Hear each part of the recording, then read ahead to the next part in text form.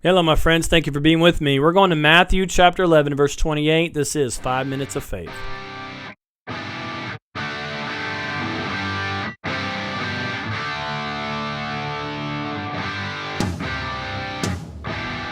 Matthew 11, 28 through 30, and I'm talking to you about denying yourself. I think this is probably one of the most challenging commandments to follow Jesus, and that is to deny yourself, because you have a very longing desire for your self-centeredness, selfishness, pride. I mean, this is the temptation the enemy is after us with. This is what our flesh desires. The world desires us to live for ourselves. And yet God says, if you'll deny yourself, there's a strength for you. There's a peace for you. There's a life for you. Whoever desires to save his life will lose it. But if you'll lose your life for his sake, if you'll give up your life, give up what you want, there's nothing good there. What are you going to get from yourself? I have to tell myself this often. What good is there if you go after yourself? Go after God. Give up your life. And then he will give you real life. He'll give you the Zoe life. He'll give you a life far better than you could ever get on your own, if you'll just choose to follow him. Well, look what Jesus says. Come to me, all you who labor and are heavy laden, and I will give you rest. He says, take my yoke upon you and learn from me, for I am gentle and lowly in heart, and you will find rest for your souls. For my yoke is easy and my burden is light. I want you to get a picture of this in this particular instance, of two oxen being used by man to pull a plow or a wagon, and what they would use was a yoke to connect those two beasts together. And that yoke was wood, and it had curves, and it would rest on their neck, and it would attach to them. But what it forced those animals to do was to operate as one now. When one turned, it was forced to turn. When one stopped, it forced the other one to stop. When one would walk, it forced the other one to walk.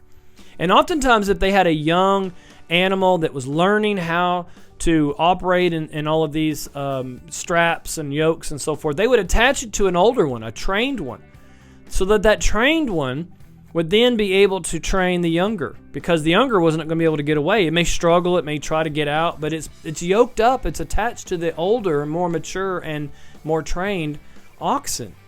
And that oxen would have to be calm and still, and it would just teach that other oxen, the wild young one, to just go with what is being told you to do. Do what you're told to do. And this is what Jesus is saying about, take my yoke upon you. He has the best way. We may squirm, and sometimes we fidget, and sometimes we want to, cut loose and do our own thing and have a fit of carnality.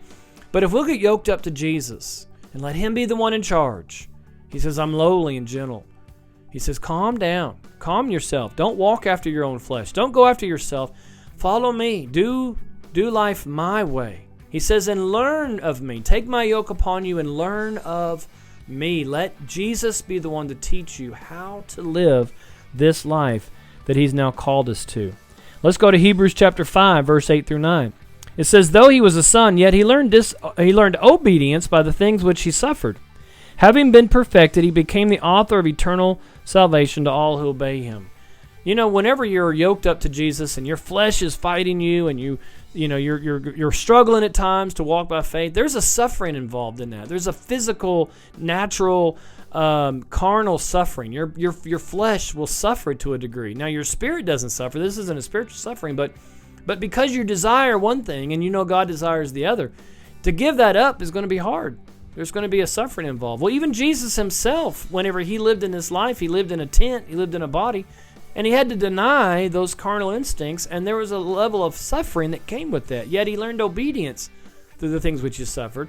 You and I also will learn obedience through suffering after the flesh, suffering after denying ourself. In 1 Peter chapter 4, verse 1 through 2, it says, therefore, since Christ suffered for us in the flesh, arm yourselves also with the same mind. For he who has suffered in the flesh has ceased from sin. In other words, you've matured. You've stopped going after yourself. You're now going after God. You've finally let go and let Jesus be in charge. In verse 2, he says that he should no longer live the rest of his time in the flesh for the lusts of men, but for the will of God.